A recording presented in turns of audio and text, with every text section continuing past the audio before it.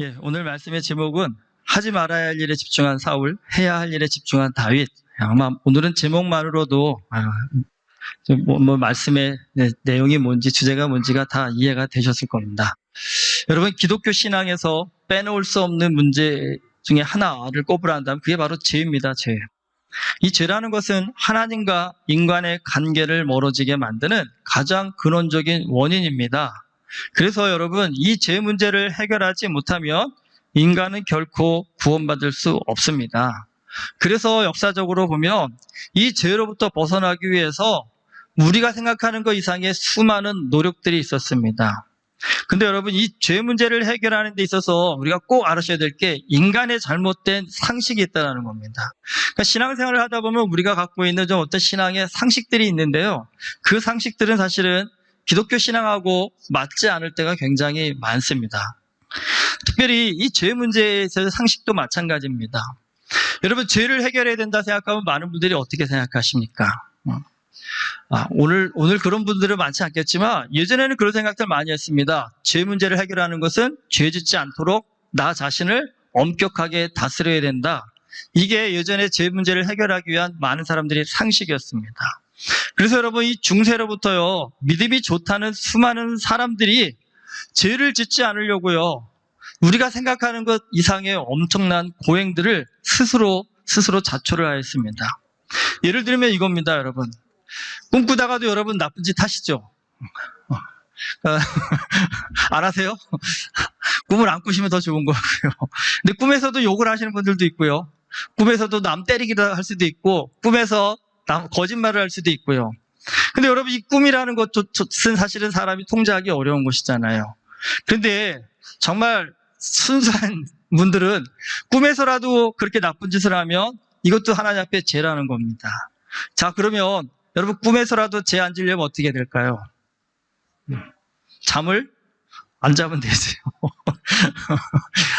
요즘 제가 그냥 드리는 말씀이 아니라 중세시대에 죄 안 지으려고 수도사들이 했던 수도 중에 하나가 뭐냐면 잠 안 자는 겁니다. 꿈에서라도 하나님 보시기에 합당치 않은 죄를 범할 수 있기 때문에 잠을 최대한 줄인다는 겁니다. 그래서 하루에 1시간도 안 되는 시간을 자도록 노력한다는 겁니다. 잠 안 자는 이런 노력뿐만 아니라, 근데 이게 사람이라는 것이 생각으로도 죄를 많이 범하잖아요. 그렇죠? 꿈에서도 그런 건 어쩔 수 없지만 또 하루 생활을 하다 보면 문득문득 나쁜 생각, 잘못된 생각을 할 때가 굉장히 많습니다. 자, 그럴 때 여러분, 이 나쁜 생각을 한 우리의 이 생각 어떻게 해야 될까요? 저는 머리가 고생했는데 몸이 아픈 겁니다. 머리가 잘못을 했는데 몸이 아파집니다. 어떻게 했냐면 많은 분들이 이게 나쁜 생각을 했으니까 거기에 합당한 벌을 받아야 된다는 겁니다. 그래서 여러분, 다빈치 코드 같은 코드인가 그런 영화인데 혹시 보신지 모르겠는데 거기서 한 사람이 채찍으로 자기 몸을 막 때리잖아요. 근데 여러분, 그냥 채찍도 아니고 유리가 박힌 채찍이었습니다. 그러니까 나쁜 생각 한 번 할 때마다 채찍으로요, 자기 몸을 10번씩 때리는 겁니다. 우리 살면서 우리 채찍을 안 맞아봐갖고 이게 어떤 의미인지 잘 모르는데 여러분, 이거 한 번만 맞아도 살이 찢기고 피가 터져나옵니다. 근데 여러분, 그걸 한 번에 10번씩 만다고 생각해 보십시오. 온몸이 피투성이가 되는 겁니다. 근데 중요한 건 한 번 그러는 게 아니라 여러분, 뭐 할 때마다요? 나쁜 생각을 할 때마다 이렇게 한다면 여러분, 나 자신한테 한번 적용해 보십시오. 나는 하루에 몇 대나 맞고 살까? 아마 여기 멀쩡하게 교회에 나오실 수 있는 분이 아무도 없지 않을까요? 이 정도였습니다, 여러분. 근데 이것뿐만이 아니었습니다. 죄와 싸우기 위해서 가장 기본적으로 하는 것이 금식이었습니다. 그러니까 굶는 것을 밥 먹듯이 했다라는 것처럼 이 당시에는 죄와 싸우기 위해서 금식도 많이 했고, 또 깊은 산속 동굴에 들어가서 몇 년씩 나오지 않으면서 깊은 하나님과의 수도에 들어가는 등등, 하여튼 죄와 싸워 이기기 위해서 우리가 상상하기 힘든 온갖 고행을 여러분, 수많은 믿음의 선진들이 하셨다는 사실입니다. 근데 이제 문제는, 그럼 이런 고행으로 그분들이 결국 죄와 싸워 이겼을까요? 그렇지 못했겠죠, 여러분. 그러니까 제가 말씀드립니다. 여러분, 죄라는 것은 우리 마음에서 나오는 것입니다. 사실 내 손이 잘못한 거지만 그 원인을 따져가면 마음의 중심에서 문제인 겁니다. 결국 죄는요, 우리의 마음을 다스려야 한다는 겁니다. 그러니까 마음을 잘 다스려야 죄짓지 않고 거룩하고 건강하고 은혜롭게 살 수 있다는 겁니다. 여러분 이거 모르시는 분 없죠? 근데 여러분 살면 살수록 어떠세요? 마음을 잘 다스린다는 것, 이게 진짜 내 생각만큼 내 마음먹음만큼 안 된다라는 것, 참 어렵다는 것을 여러분 나이가 드실수록 더 새록새록 깨닫게 되실 겁니다. 그렇다 한다면 여러분 어떻게 하면 우리가 우리의 마음을 잘 다스릴 수 있을까요?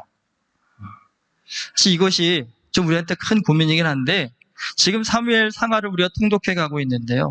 이 사무엘 상하에 나오는 사울과 다윗이라는 이 두 사람의 인생을 여러분 이 사무엘상이 굉장히 디테일하게 비교해서 설명하고 있는데 이것들을 한번 잘 살펴보시면 마음을 잘 다스린다라는 것, 하나님 앞에서 그리스도인으로서 마음을 잘 다잡고 산다라는 것이 어떤 것인지에 대해서 사실은 우리가 좀 한번 구체적인 답을 얻을 수 있는 좋은 말씀입니다.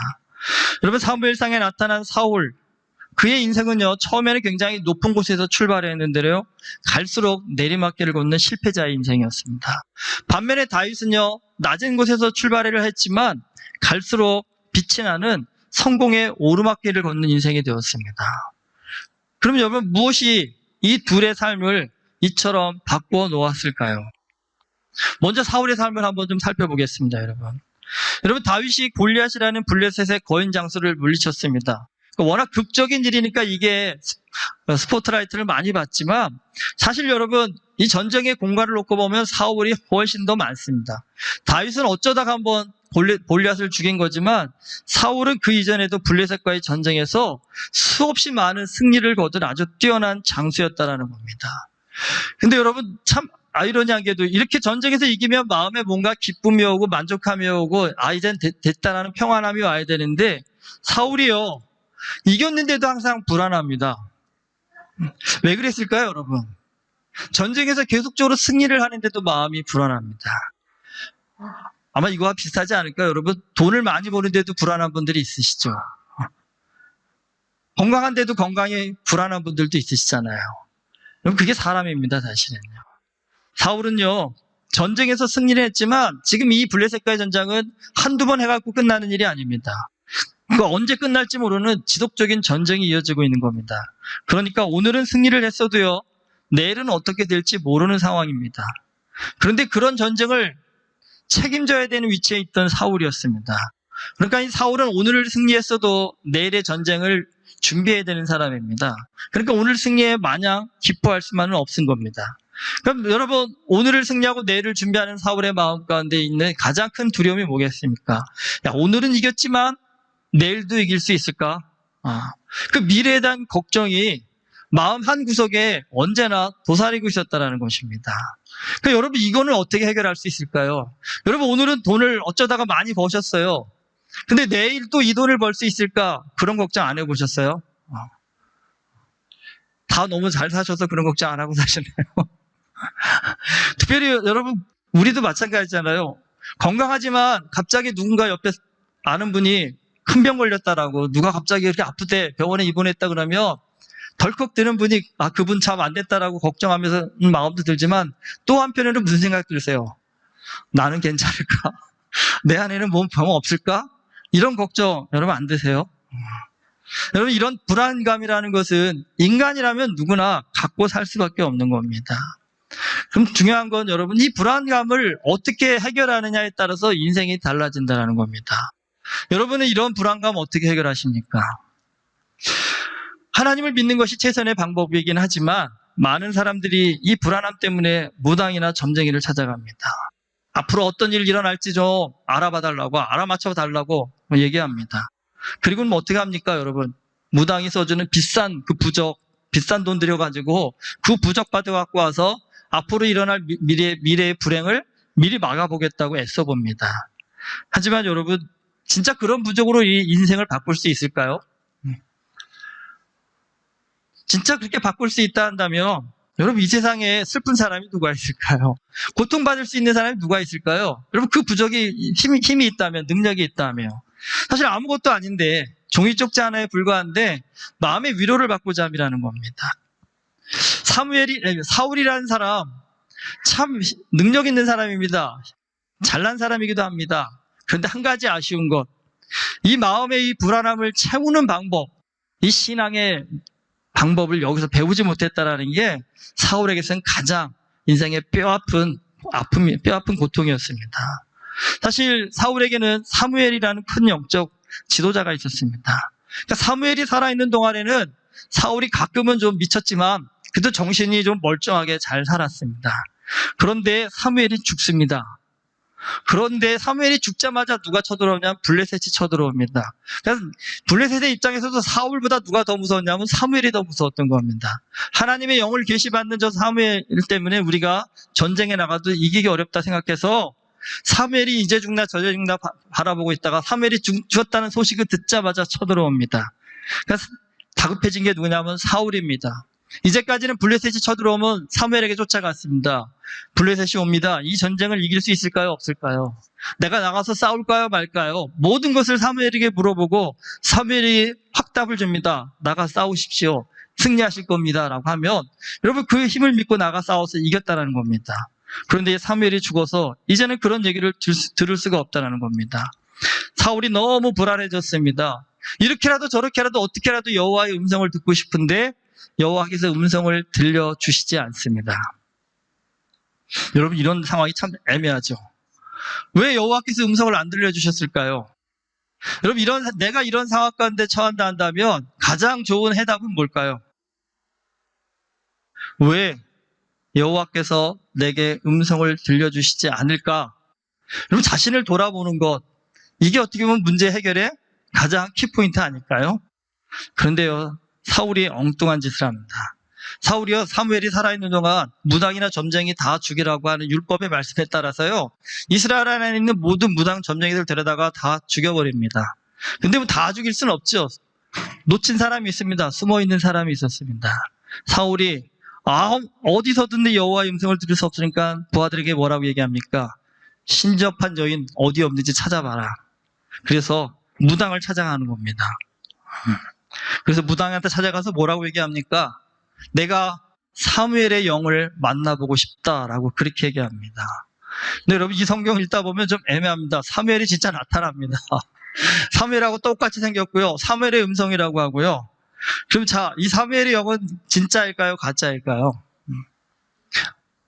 근데 여러분 애매한 게 진짜 같아요. 왜냐하면 생긴 것도 똑같고 목소리도 똑같고 그리고 무엇보다 사무엘이 지금 정확한 얘기를 합니다.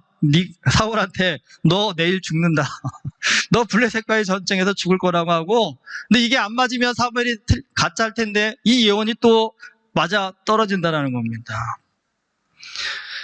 여러분 이렇게 보면 어떻게 그러면 좀 이게 혼란스러워지지 않아요? 아니 무당한테 어떻게 사무엘의 영이 나오지? 그리고 여러분 성경 어디에도 천국에 있는 영혼이 그렇게 무당을 통해서 나타난다라는 일은 성경에서 여기에 딱 하나입니다. 그럼 생각해 보시죠. 이 사무엘은 진짜일까요? 가짜일까요? 정확하게 말씀드리면 가짜입니다. 왜 가짜인지 아십니까? 여러분 잘 아셔야 됩니다. 성령만 정확한 얘기를 하는 것이 아니라 귀신도 정확한 얘기를 합니다. 여러분 무당이나 점쟁이들 찾아가 봐도 쪽집게처럼 잘 맞추는 무당 점쟁이들도 있습니다. 어떻게 그렇게 잘 알지? 알 수 있지요, 여러분. 왜? 무당은 귀신의 영을 부여받은 사람들이기 때문에 여러분 귀신이 뭡니까? 이 사람들도 신령한 영들이거든요. 그러니까 사람보다 뛰어난 영입니다. 그러니까 사람이 보지 못하는 것을 보고 들을 수 있는 능력을 갖고 있다는 겁니다. 그러니까 여러분 누가 신기하게 미래를 맞췄다고 해서 이게 다 성령의 역사라고 생각하시면 안 됩니다. 귀신도 그럴 수 있다는 사실을 꼭 기억하셔야 됩니다. 그렇다면 어떻게 분별합니까? 이게 성령이 하신 얘기인지 귀신이 하신 얘기인지. 여러분 그 말을 듣고 그 사람에게 어떤 반응이 일어나는지 보면 아주 쉽게 구별할 수 있습니다. 여러분 이 말씀이 정말 거룩한 사무엘의 영에 의해서 전해진 말씀이라고 한다면 사울의 마음에 사울에게 어떤 반응이 일어나야 정상이라고 생각하십니까? 여러분 여기에 비교할 수 있는 게 사도행전 2장의 말씀입니다. 베드로 사도가 수많은 이스라엘 백성들 앞에서 설교합니다. 뭐라고 설교합니까? 너희가 얼마 전에 십자가에 못 박혀 죽인 그분이 바로 우리가 그토록 믿고 신뢰하는 율법에서 예언하신, 구약에서 예언하신 그 그리스도시라는 겁니다. 그러니까 너희가 지금 그리스도를 십자가에 못 박아 죽인 살인자라고 그렇게 아주 대놓고 질책을 합니다. 그런데 여러분, 이 말을 듣고 나서 사람들이 뭐라고 얘기합니까? 마음에 찔려서요, 우리가 어찌할 거라며 베드로와 사도들에게 묻습니다. 그리고 베드로와 사도가 뭐라고 얘기합니까? 회개하라고요. 회개하라는 그 말씀을 듣고 많은 사람들이 회개하고 세례를 받으면서 성령을 선물로 받았다고 합니다. 그리고 나서 이들은요, 모든 소유를 내어놓고 교회 안에 가난한 사람이 한 명도 없는 아름다운 믿음의 공동체를 이루었다라고 사도행전이 기록하고 있습니다. 그럼 여러분, 좀 차이를 아시겠죠? 성령께서 얘기하실 때와 귀신이 얘기할 때의 차이. 여러분, 성령께서 전하시는 바른 얘기를 듣고 나면 물론 마음에 찔림이 있습니다. 겁나는 게 아니라 찔림이 있는 겁니다. 찔림이 있고 나면 어떻게 해야 돼요? 회개를 하게 됩니다. 회개하고 나서 나 죽었구나라고 나자빠지는 것이 아니라 거룩한 삶으로의 회복을 꿈꾸는 능력이, 이 마음에 힘이 생긴다는 겁니다. 근데 여러분, 귀신 얘기 듣고 나면요, 귀신이 하는 바른 얘기 듣고 나시면 마음에 겁이 잔뜩 생겨가지고요, 멀쩡하다가도 그냥 너부러지고 쓰러지게 된다는 것입니다. 그러니까 여러분, 어떤 순간이라도 내 마음 가운데 어떤 신령한 음성이 들었는데 그 마음 가운데 회개의 마음이 들고 이렇게 살면 안 되겠다라는 돌이킴의 역사가 일어난다면 그건 성령께서 우리에게 들려주시는 얘기입니다. 그런데 그 마음의 얘기를 들었는데 어떡하지? 큰일 났다. 나 이제 죽었다라면서 두려움에 벌벌 떨게 된다면 그건 여러분 성령이 하신 얘기가 아니라요, 귀신이 여러분 협박한 겁니다. 겁박한 겁니다. 두려워하실 이유가 없는 겁니다. 여러분, 사울이 오늘 이 얘기 듣고 나서, 이 무당이 불려온 사무엘의 영의 얘기를 듣고 나서 어떻게 했다고 성경에 나옵니까? 엎드러져 가지고요, 심히 두려워했다라는 겁니다. 여러분 생각해 보십시오. 뭐 이럴 거면 뭐하러 그렇게 미래를 알고 싶어 했을까요? 사울이 굳이 이렇게까지 미래를 알 이유가 있었을까요? 여러분, 사울의 인생을 볼 때 우리가 느끼는 가장 안타까운 것, 그의 인생을 무너지게 만든 가장 핵심적인 것, 그것을 꼽으라 한다면 다른 것이 없습니다. 사울은 인생에 있어서 회개를 한 적이 없습니다. 여러분, 회개라는 것이 무엇입니까? 자신을 돌아보아 하나님의 말씀에 내 뜻, 내 생각, 내 감정을 바로잡는 것입니다. 하지만 사울은 잘못하고 나서 사무엘이 지적하고 누군가가 지적을 했을 때 항상 핑계대게 바빴습니다. 자신을 합리화하기에 바빴다라는 겁니다. 마음을 바꾸면 다 해결되는데 그건 안 하고 자꾸 어떻게 해요? 하나님을 속이려 들고 사무엘을 속이려 들고 백성들을 속이려 드는 그런 삶을 살게 되었다라는 겁니다. 여러분, 그렇게 되면 사람이 처음부터 아주 악해지는 거 아닙니다. 바늘도둑이 소도둑 된다는 것처럼 한 번의 그 잘못이 고쳐지지 않으면요, 자꾸 그 잘못을 덮기 위해서 더 큰 잘못을 반복하게 된다는 겁니다. 결국은요, 해야 할 일보다는 자기 잘못을 덮는 하지 말아야 할 일에 더 마음을 쓰게 된다는 겁니다. 여러분, 사울은 이스라엘의 초대 왕이었습니다. 왕, 우리가 안 돼봐서 잘 모르겠지만 그래도 여러분, 왕이라는 자리 한번 생각해 보십시오. 이게 할 수 있는 일이 얼마나 많은 자리입니까? 그러니까 왕이라는 사람이 마음먹기에 따라서 사람을 살릴 수도 있고요, 죽일 수도 있는 그런 자리입니다. 그런데 사울이 왕이 돼 보니까 그 자리가 너무 좋았습니다. 그리고 사울의 마음 가운데 어떤 욕심이 생겼냐면 이거 오래 해보고 싶다. 그리고 나만 하는 것이 아니라 내 아들도 했으면 좋겠고 자자손손 하면 좋겠다라는 그런 욕심이 생겼습니다. 뭐 욕심이라고 나쁘다고 볼 수만은 없겠죠. 그래요, 그렇게 오래 왕이 되고 싶어 합니다. 그럼 생각해 보십시오, 여러분. 왕 오래 하려면 사울이 어디에 집중해야 될까요? 여러분, 왕이 심심하다고 사람 죽이는 일에 했으면 그 왕 오래 가기 힘듭니다.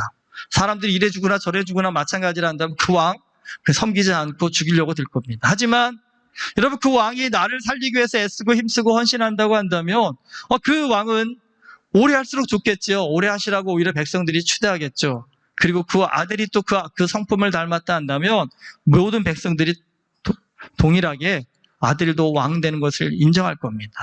그런데 여러분, 사울이 왕의 자리에서 한 일이 무엇입니까? 아니, 그렇게 살릴 수 있는 많은 능력을 가지고도 그 큰 능력을 가지고 제일 힘쓰고 애쓰고 매진한 일이 뭐냐면 다윗 죽이려고 쫓아다녔다는 겁니다. 여러분, 반면에 이 다윗의 삶을 한번 보십시오. 다윗은요, 살리는 일에 집중했습니다.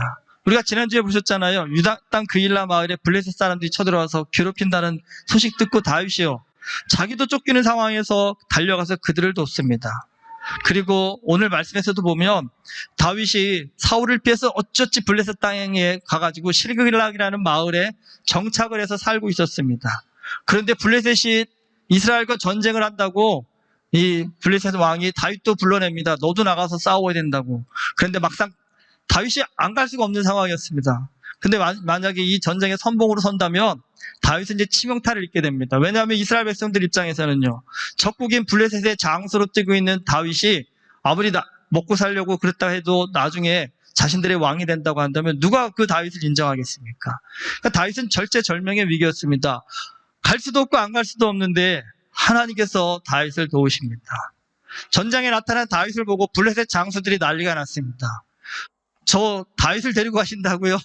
지금 제정신입니까? 저 다윗이 전장에 나가서 만약에 칼을 돌려가지고 우리를 치면 어떻게 하시려고 합니까? 라고 하니까 아기스 왕이에요. 다윗을 조용히 불러다가 얘기합니다. 나는 너를 믿는다. 네가 우리를 위해서 최선을 다해 싸울 걸 믿지만 다른 장수들이 원치 않으니까 그냥 돌아가라. 시글락으로 돌아가라고 그렇게 돌려보내줍니다. 여러분, 아이러니하지 않습니까? 이게 하나님의 섭리이십니다. 역사이십니다. 내가 어쩔 수 없는 인생의 문제들이 있을 때 하나님께서 해결해 주시는 은혜를 입는 겁니다. 그래서 어쨌든 다윗이 시글락으로 돌아왔는데 시글락에 돌아와 보니까요, 이 아말렉 족속들이 시글락을 쳐가지고 거기에 있던 모든 이 부녀자들과 어린아이들을 다 노예로 팔려고 잡아갔다는 겁니다. 재물까지 다 잡아갑니다. 여러분, 오늘 말씀이 그 시작입니다. 그런데 문제는요, 여러분, 이게 진짜 눈 돌아갈 일이죠. 특히 누구한테요? 다윗의 부하들이 눈이 돌아갑니다. 다윗의 부하들이 한 400~500명 됐습니다. 이 사람들은 지금까지 다윗과 함께 생명을 건 동지들이었습니다. 그런데 여러분, 이런 상황이 되니까 그 동지들도 눈이 돌아가가지고요, 다윗 저 인간 때문에 우리 가족 다 노예로 끌려갔다고 돌로 다윗 쳐 죽이자고 얘기합니다. 참, 다윗도요, 다윗 부인도 잡혀갔습니다. 다윗 아들들도 잡혀갔습니다. 그러니까 다윗 자식 가족만 남았고 나머지 가족이 끌려갔다면 돌로 쳐 죽인다 해도 뭐 다윗도 그럴 만하다고 생각하겠지만, 지금 나도 내 가족 다 끌려갔고 속상해 죽겠는데 그동안 믿고 의지했다라고 하는 저 부하들이 갑자기 돌 들고 다윗 쳐 죽이겠다고 달려드는 모습을 볼 때, 여러분, 진짜 내가 다윗의 입장이었다 한다면 제정신으로 그 상황을 맞이하실 수 있겠어요? 그런 상황에서요, 마음 한구석에 딱 이 얘기 나오겠죠. 진짜 세상에 믿을 놈 하나도 없구나. 니네가 어떻게 나한테 그럴 수 있니라며, 그래, 이렇게 사느니 차라리 죽자. 아마 이러한 상황이 되지 않을까요? 근데 오늘 말씀해보면요, 다윗이 여호와를 힘입어 따라갔습니다. 여러분, 그게 차이가 있습니다. 힘듭니다. 어려운 상황이었습니다. 그런데 다윗은 그런 상황에도 여호와를 힘입어 군사들을 데리고 아말렉 열심히 쫓아가가지고요, 가서 다시 회복해서 되찾아온다는 사실입니다. 이런 무슨 차이일까요? 사울과 다윗의 인생의 차이. 사울은요, 죽이는 일에 평생 집중했고요, 다윗은 살리는 일에 집중을 했습니다. 그럼 여러분, 이 질문에 간단하게 답을 주실 겁니다. 죽이는 일에 집중하는 사람과 살리는 일에 집중하는 사람, 사단이 누구를 노릴까요? 여러분, 사울이요, 회복될 수 있는 기회 사실 엄청 많았습니다. 사무엘이 꾸짖었을 때 사울이 잘못했다고, 죄송하다고, 제가 정신 다시 바로 잡고 여호와 하나님 잘 믿는 사람 되겠습니다라고 했다면 사울 그렇게 비참한 최후를 맞지 않았을 겁니다. 근데 반면에 여러분, 다윗도 비교해 보십시오. 다윗은 사울보다도 무너질 수 있는 위기를 훨씬 더 많이 만났습니다. 그런데 다윗은 그런 상황에서도요, 마음 가운데 분노를 품지 않았고, 미움을 갖지 않았고, 좌절을 갖지 않고, 사단이 그렇게 속삭일 때에도 사랑하고 섬기고 나누고자 하는 하나님이 기뻐하시는 일에 집중했다는 겁니다. 여러분, 로마서 12장 21절 말씀이 우리가 죄를 이기는 방법을 말씀해 주고 계십니다. 죄는 우리 몸을 때려서 잠 안 자서 고행을 해서 이길 수 있는 것이 아닙니다. 사도 바울이 로마서 12장 20절에서 죄를 이기는 방법을 이렇게 말씀하십니다. 악에게 지지 말고 선으로 악을 이기라. 무슨 말씀인지 이해되시죠? 네. 죄를 이기는 방법은요, 내 마음 가운데 나 죄 짓지 말고 살아야지라고 수천 번, 수만 번 하루에 다짐하는 것, 그것이 아닌 겁니다. 그렇게 다짐할 시간에 차라리 하나님이 기뻐하시는 선한 일에 집중한다는 겁니다. 우리가 완벽할 수는 없지만 최선을 다해서 하나님이 기뻐하시는 선한 일에 힘쓰고 애쓰고 노력하다 보면 자연스럽게 우리가 더 거룩한 사람이 돼가는 거고요. 우리가 거룩해질수록 사단이 죄로서 우리를 유혹하지 못하고 성령과 함께 동행할 수 있는 믿음의 능력자가 된다는 겁니다. 여러분, 박지성 선수 잘 아시죠? 축구 선수요. 이 박지성 선수가 뛰었던 맨체스터 유나이티드의 퍼거슨 감독, 지금은 은퇴하셨지만 굉장히 유명한 감독이잖아요. 근데 이분이 감독할 때 팀 내 한 유명한 선수 누군지 아실 겁니다. 축구 좋아하는 분들이에요. 그 친구가 SNS를 그렇게 좋아했답니다. 근데 여러분도 해보시긴 알겠지만 유명한 사람이 SNS 너무 자주 하면 부설수에 오르는 게 뭐 당연한 일입니다. 그래서 이 퍼거슨이 그 선수한테 이런 얘기를 남겼답니다. 야, 인생에서 트위터 없이도 할 수 있는 게 100만 가지나 된다. 그것을 할 시간에 차라리 도서관에 가서 책 좀 봐라. 그리고 말이야, 판사는 판결로 말하고 예술가는 작품으로, 프로 선수는 경기력으로 자신을 보여주는 것이다. 라고요. 무슨 의미인지 아시겠죠? 해야 할 일에 집중하라는 겁니다. 쓸데없는 것에 마음 뺏겨가지고 엉뚱한 일 하다가 프로 선수로서의 능력을 소비하는 어리석은 자 되지 말고 내가 해야 할 가장 중요한 경기력, 향상, 거기에 매진하고 집중하라는 겁니다. 여러분, 오늘 우리의 삶을 한번 좀 돌아보십시오. 나는 오늘 진짜 하나님이 기뻐하시는 선한 일에 집중하고 있는 사람인가요? 사울처럼 그 큰 능력을 가지고 그 좋은 환경 속에서도 미워하고 시기하고 질투하는 사단의 그 유혹에 넘어가서 엉뚱한 일에 힘쓰다가 망가지는 인생을 우리도 또 혹시 어리석게 범하고 있지는 않은가요? 오늘 이 말씀을 통해서 좀 다윗처럼 거룩하고 아름다운 주의 일에 집중하여서 여러분, 잡념이 많으실수록, 나쁜 생각이 많으실수록, 죄의 유혹이 많으실수록 이거는 분명한 겁니다. 뭘 안 해서요? 선한 일을 안 해서 그렇습니다. 착한 일을 안 해서 그렇습니다. 그러니까 여러분, 잡념이 많으실수록 뭐 하세요? 착한 일 한번 더 하십시오. 내 마음 가운데 자꾸 나쁜 생각이 들수록 누가 미우세요? 미울수록 한 번 더 차라리 다른 사람 찾아가서 사랑하고 섬기고 나누고 베풀어주는 일에 애써 보십시오. 누가 미워 죽겠으면 오히려 반대로 해보십시오. 누구를 사랑하는 일에 정말 힘껏 노력해 보시고 애써 보십시오. 여러분, 그러다 보면요, 내가 내 허벅지 찔러가면서 죄 짓지 말아야지 하고 애쓰지 않아도 어느 날 우리 자신이 주님 안에서 거룩하고 아름답고 능력 있는 믿음의 사람으로 변화되어 있는 우리 자신을 발견하게 될 줄 믿습니다.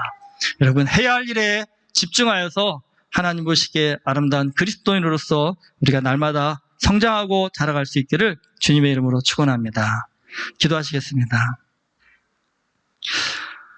하나님 아버지, 우리의 인생을 돌아보면 하나님께서 부어주신 은혜들이, 능력들이 너무나 많음을 고백합니다. 그 많은 은혜와 능력을 가지고 하나님 기뻐하시는 일 하라고 우리를 이 땅 가운데 보내주신 줄 믿습니다. 그런데 주님, 우리가 참 어리석어서 사울처럼 그 큰 능력을 가지고 하나님이 아닌 사단이 좋아하는 엉뚱한 일에 힘쓰고 애쓰고 매진하다가 우리 스스로 인생을 망가뜨린 적이 참 많았음을 이 시간 고백합니다. 주님, 이 시간 우리의 마음을, 우리의 생각을 다시 한번 다잡고 하나님이 기뻐하시는 선한 일에 힘쓸 수 있는 우리 모두 되게 하여 주시옵소서. 그래서 날마다 우리의 삶이 주님 보시기에 합당하고 아름답고 능력 있는 다윗과 같은 인생이 되어줄 수 있도록 은혜를 허락하여 주시옵소서. 예수 그리스도 이름으로 기도드립니다. 아멘. 우리 다 같이 일어나셨어요.